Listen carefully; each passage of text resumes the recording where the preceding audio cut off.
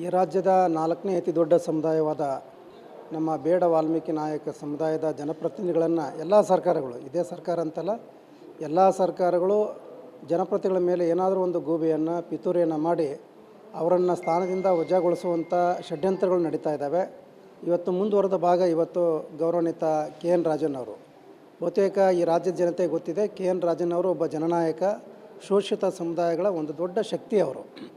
ಅಂಥ ಮಹನೀಯರು. ಅವರ ಸ್ವಭಾವ ಎಂಥದಪ್ಪ ಅಂದರೆ, ಈ ನ್ಯಾಯ ನಿಷ್ಠುರ ಶರಣನ ಯಾರಿಗೂ ಅಂಜುನಲ್ಲ ಅನ್ನೋ ಹಾಗೆ ಪ್ರತಿ ಸಂದರ್ಭದಲ್ಲಿ ಕೂಡ ಇದ್ದಿದ್ದಂಗೆ ಹೇಳುವಂಥ ಒಂದು ಮನಸ್ಥಿತಿ, ಸ್ವಭಾವನ ಹೊಂದಿರತಕ್ಕಂಥ ವ್ಯಕ್ತಿತ್ವ ಅವ್ರದ್ದು. ಆದರೆ ಆ ಹೇಳಿಕೆಯನ್ನು ಹೈಕಮಾಂಡಿಗೆ ತಪ್ಪಾಗಿ ಕೆಲವರು ಅದನ್ನು ಹೇಳಿ ಅವರನ್ನು ಸಚಿವ ಸಂಪುಟದಿಂದ ವಜಾಗೊಳಿಸುವಂಥ ಒಂದು ಪಿತೂರಿಯನ್ನು ಮಾಡಿದ್ದಾರೆ.